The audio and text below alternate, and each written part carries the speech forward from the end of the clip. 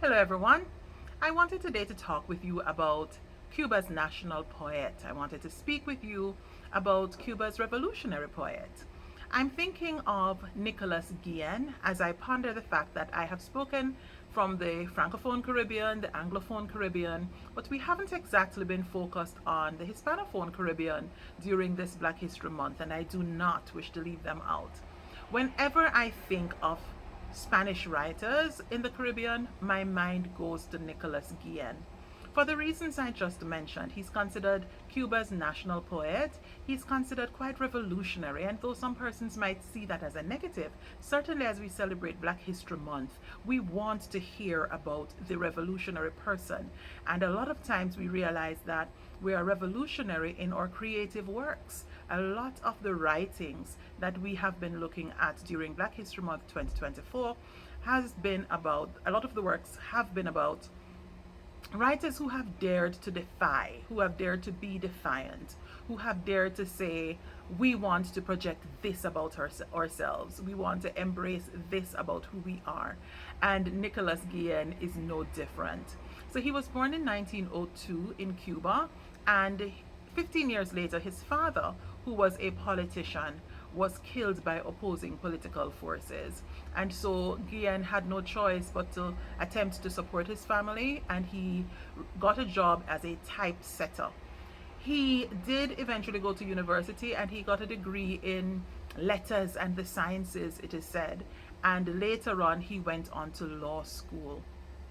Guillen did work as a journalist. He worked in newspapers for a while, but when he went on to law school, he decided shortly thereafter to leave law to write poetry. And that reminds me so much of John Keats, British romantic John Keats, who was apprenticing in the medical area and who decided to leave the medical field to write poetry. And there are lots of persons who will frown at that. When we get our minds back on John Keats, there are lots of persons who will frown at, oh, how do you give up a promising career in law to then write poetry? And the person who does not understand that then does not understand the power of poetry, the power of the written word to speak back to and to address various situations. So we find that Nicolas Guillen left law school to write poetry, and some of his poetry, I don't know if I should say some. His poetry is so poignant, it's so powerful. Like I said, he gained the name of Cuba's national poet and of Cuba's revolutionary poet, and so we celebrate him. A lot of his works have been translated from Spanish to English, and African American author Langston Hughes is credited with doing a number of those translations. We have other names like Ben Caruthers, who has also been instrumental in those translations as well. We do know that Guillen, when he wasn't writing poetry, he was very, I'll say, bohemian in his outlook. He would very often preside over discussions of a political nature, of a revolutionary nature, and he was very often in his works presenting the voice of the Afro-Cuban, that voice that very often was not heard. He wanted to ensure that they had a say. And so his poetry became expressive of the Afro-Cuban. Although he might have been writing for his countrymen, what he had to say is quite applicable to all persons who have in any way been displaced or who needed a hero, needed someone to be revolutionary on their behalf. And so I wanted to share with you his poem titled I Have. It's powerful. It's really quite creative as well. And so I'm going to read it in the English translation. And because I do not have a book that is a collection of Nicolas Guillen's work, I am turning to my trusty iPad. This one is not in my Kindle library. It's something I'm going to have to look into correcting. But this is a poem titled I Have by Nicolas Guillen. It says, when I see and touch myself, I, one with nothing only yesterday, and one with everything today, and today with everything, I turn my eyes and look. I see and touch myself, and ask myself, how this could have been. I have, let's see, I have the pleasure of going about my country, owner of all there is in it, looking closely at what I did not or could not have before. I can say cane, I can say mountain, I can say city, say army, now forever mine and yours, ours, and the vast splendor of the sunbeam, star, flower.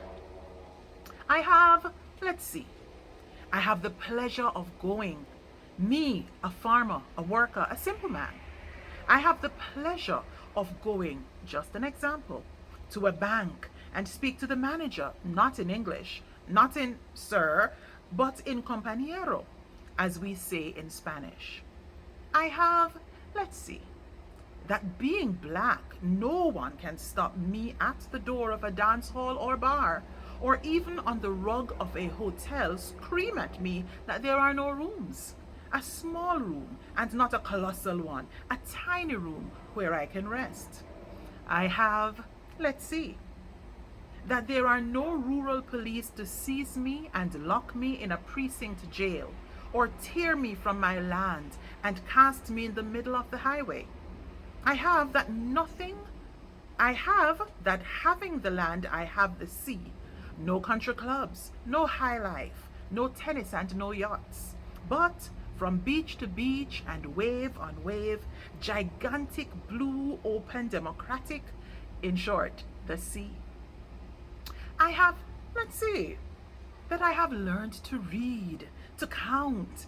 I have learned to write and to think and to laugh. I have that now I have a place to work and earn what I have to eat. I have, let's see, I have what I had to have. And this was translated by J.A. Sierra. Powerful. Needs no explanation. I'm on my back porch and you would have been hearing a lot of noise in the background. My apologies for that. But here in the Caribbean, we have the highway next to our home, next to our backyard. We have the rooster crowing, and I do not want to apologize for it. I'm hoping that these sounds of home might comfort those of you throughout the Caribbean or African diaspora who might be a little bit nostalgic and missing home today. And hopefully this poem by Cuba's Nicholas Guillen brought some comfort as well. Thank you for joining me again. Be sure to like, share, and subscribe. And I will see you next time, because we are still celebrating Black History Month 2024, where I'm coupling my love of African clothing with my love of books, my love of writing, my love of reading. And I'm hoping that this will be contagious and that you've already gone out to purchase some of these works that I am talking about, or simply enjoying them online. See you soon.